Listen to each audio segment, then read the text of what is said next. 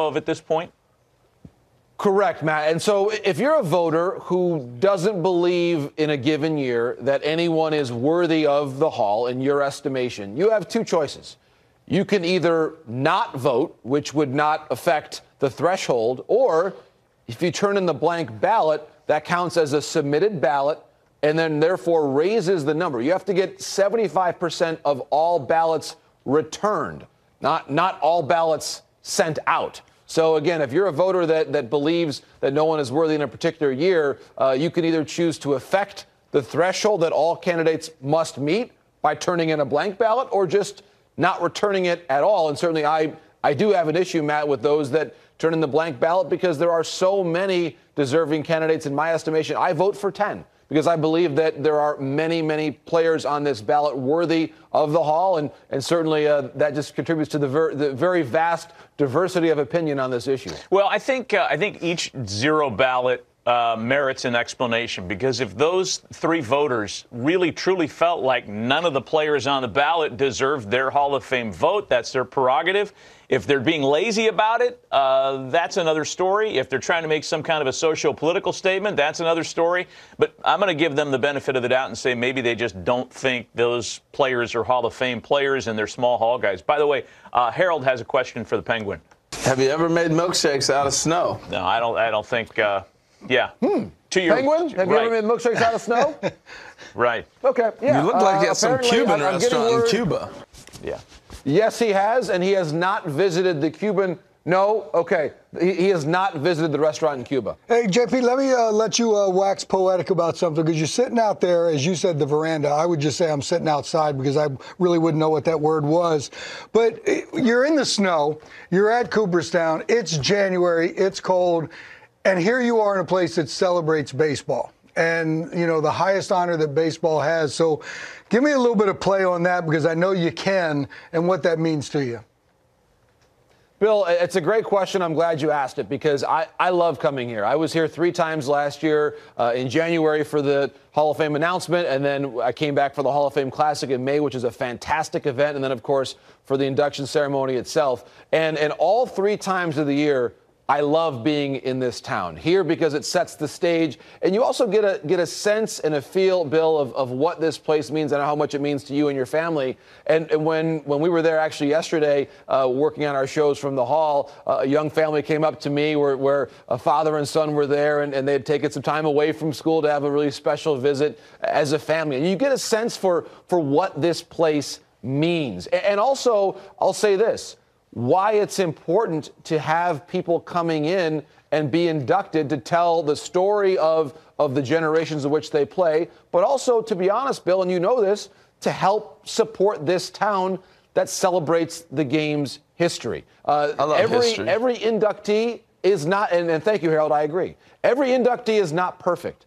But when you have an inductee at the Clark Sports Center, he or she helps to celebrate the legacy of the game and bring people to this incredible place and sustain and strengthen our collective appreciation of the history of the game. That's the point. That's what draws people to Main Street. That's what honestly keeps the businesses here growing and healthy, is that people do make this pilgrimage to Cooperstown. That's one of the reasons why I believe that having a number of inductees every summer is healthy, both to celebrate the history of the game and also to help support this town that means so much to the fabric of baseball.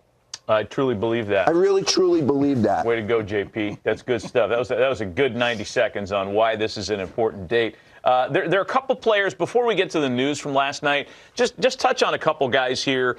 Gary Sheffield, Jimmy Rollins, some guys that, you know, you'd refer to, not in a unflattering way, but they're down ballot players. Look, I've advocated for Sheffield for a long time. I think he's a Hall of Famer.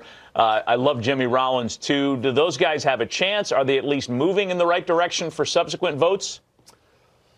They're on my ballot. They're moving in the right direction. Certainly in the case of Sheff, he doesn't have as much time left on the ballot in comparison to Rollins. But let's start with Gary Sheffield.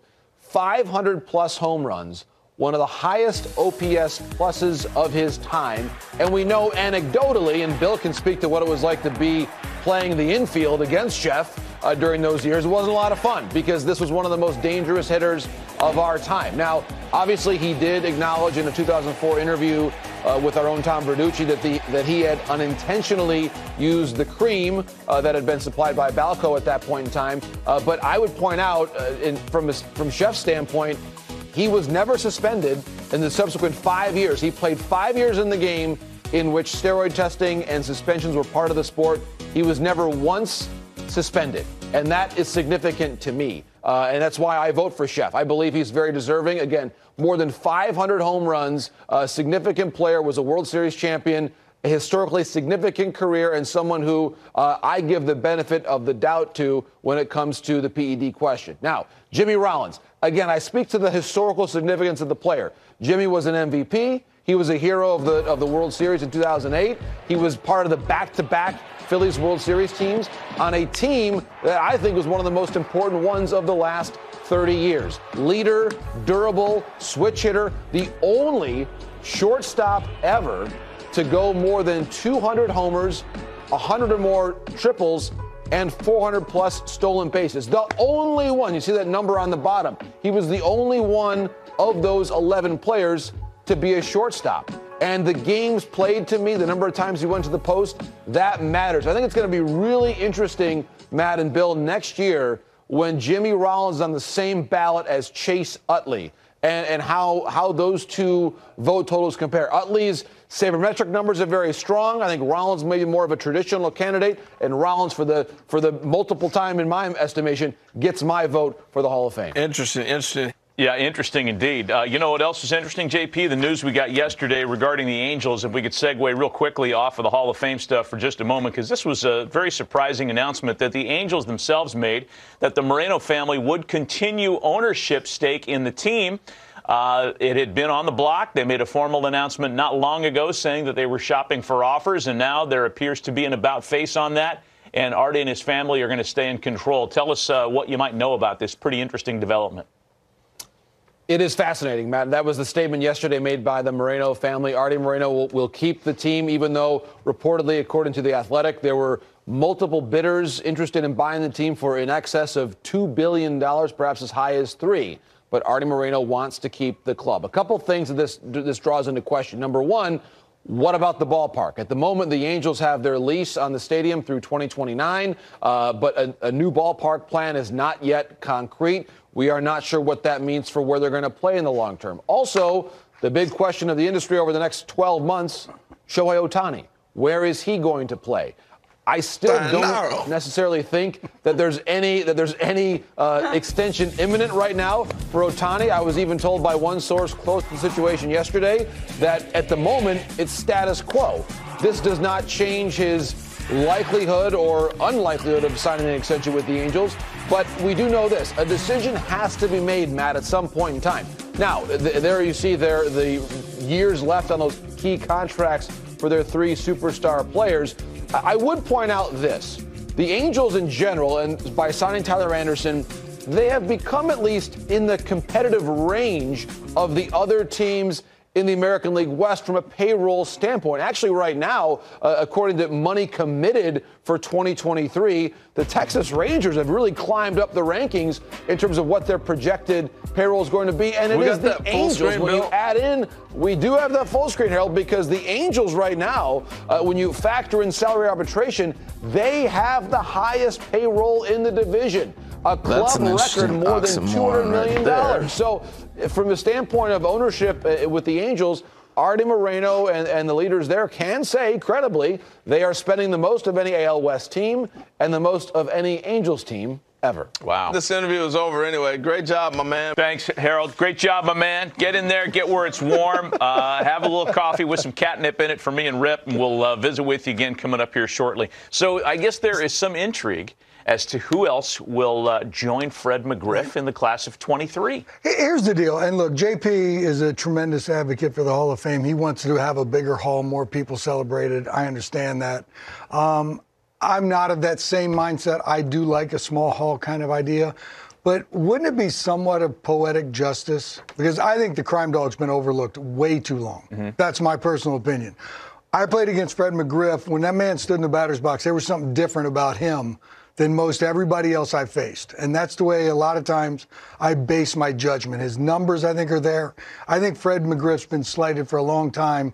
So would it be a little bit of poetic justice is if Fred McGriff finally gets in and nobody else goes in, it's just his day? Yeah. I mean, I'm just saying. I never thought about it that way, but yeah, that does make some sense. I guess we'll find out here shortly because at 4 o'clock Eastern, that's when our coverage begins. We'll have folks up there in Cooperstown, J.P. Morosi, Brian Kenny, who's going to join us later, Jason Stark as well, who's in the Hall of Fame, in the writer's block, if you will. No pun intended. And the announcement at 6 p.m. Eastern. Until then, and Lauren Shahadi's going to be on that show as well. I brought a dress. How are you? Good morning. Are you double duty? Yes. Split double header? Yes. Wow. I usually sleep around 7:30, so I got to get off there quick. Go right to bed. Soft foods buffet, as Matt says. You're in timeout, by the way, with that thing. Who? That was an all-time record for the A block. Come on. I think Enough is enough. you. Got to keep it going. Got to keep it going. Oh my gosh, I love you. Oh my who's on the gosh, phone I with love you? you. Yeah. How was my parking, Bill? Terrible. Don't say that. I tried really hard No, today. you didn't. He It's one of the worst you've ever thrown out there. The wheels are bite your still tongue. turned. Did you own like a parking school? I mean, what makes you I'm just saying they put lines on there for a reason. Whatever, sticks and stones. Hey, we're at the point in the winter a team has their fan fest, right? Their winter Yeah. tours. When you were the team, did you like them? Right? Yeah. You greet the fans? Yeah, there's nothing better Why'd than you only ask him that? Because he did winter tours. He was Yes. a player. did you like it? Yes. They were a lot of fun, the caravans. Right? Yeah. Get to meet and greet all the fans and say hello. Load up the cargo bus and we There you all go. jam in there, go to a place. This year, what were you going to say? I was going to say fast food and cocktails tour. That's what it Ding. was. Love it. Yeah. This year, there is one common answer no matter what team you ask. Take a look. What was your favorite team to ever beat? Ooh. What was that? Favorite team? What was that? Favorite team to ever beat? Yeah, that'd be the Yankees.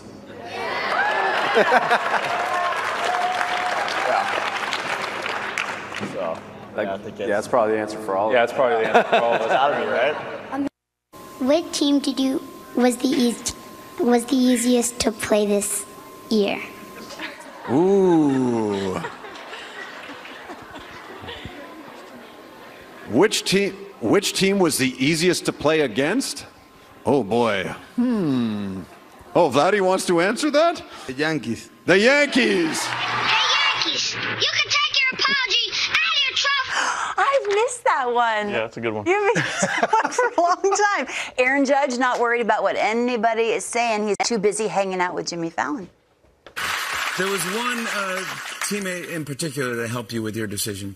Is that Rizzo? Yeah, it was Anthony Rizzo. He played a big part. Not only are you guys friends, but your dogs are friends. Yeah. Oh, yeah. You know, my little Penny and his dog Kevin are the best of friends. They're the best of friends. Penny, Here's a picture. This is what I had to deal with. Every day I was getting photos like this. I want to thank Anthony Rizzo, and I want to thank Kevin for getting Aaron Judge to say, Thank Rizzo. Kevin. That's your next job. That's his next job. Come on, I can never do it. Fallon is so talented, it's unbelievable. You would just be up there with that soundboard. You didn't have any You don't guests even need to deal guests. with. He doesn't, You right? just have that. You just have a conversation. That's it. I feel like as a guest, you're nervous because you have to be funny. Yeah, I think, because would pee my Aaron pants. likes to be, I think he likes to convey that kind of Derek Jeter Yes. kind of stately presence Yes. where you don't give anybody much of anything. Can't do that on the show. And you smile and you stay safe, really stay between the I lines. still don't think he gave us a whole lot there. I mean, it's a picture of a couple dogs. But it didn't matter because Jimmy's so good. Yeah, I get it. Yeah. I just think a Judge with that tiny little dog. 2 voicemails. They're rolling in. Roll them. Hey, this is James from Moraga, California. Because whenever I turn on Hot Stove, I see George Clooney on the right, Jordana Brewster from Fast and Furious in the bandbox, and then the Italian guy that comes on that leads the league in information is a more sane Midwestern version of Gilbert Gottfried.